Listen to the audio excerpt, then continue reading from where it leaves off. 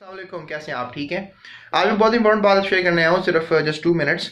इसमें आज की टॉक में मैं आपसे बात करने वाला हूँ कि जब आप एक्सरसाइज करते हैं, आप चल रहे होते हैं, तो आप रेशमी कपड़े पहन लेते हैं, तो आपकी बॉडी के जो सेल्स हैं वो चार्ज होना शुरू हो जाते हैं।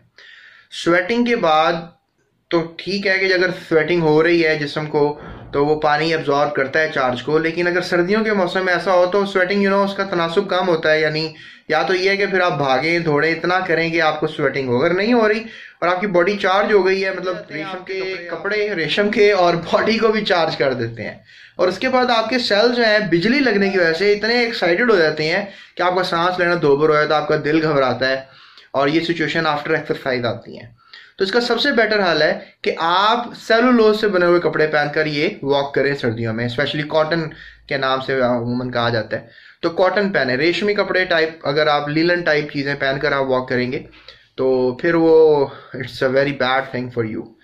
तो ये एक बड़ा इंपॉर्टेंट मैसेज है ऐसे अफराद जिनका थोड़ा वजन ज़्यादा है या जो वॉक करते हैं या आपके इर्द गिर्द के जो भी लोग हैं, आपको ये उनको ये इन्फॉर्मेशन ज़रूर दें, क्योंकि अगर वो ये बात को फॉलो नहीं करेंगे तो फिर तकरीबन आधा से 1 घंटा 2 घंटे तक जो है वो परेशानी का सामना कर सकते हैं।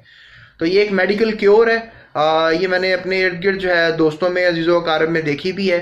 तो इसलिए सर्दियों के मौसम में स्पेशली जो महीने दिसंबर जनवरी फैब के होते हैं, स्पेशली ये 3 महीने होते हैं, तो इसमें अमूमन आपको पता है टेम्परेचर जो है वो लेस देन 5 डिग्री होता है, 5 डिग्री से कम होता है। तो उसके अंदर ये प्रॉब्लम्स ज़्यादा देखने को मिलते हैं।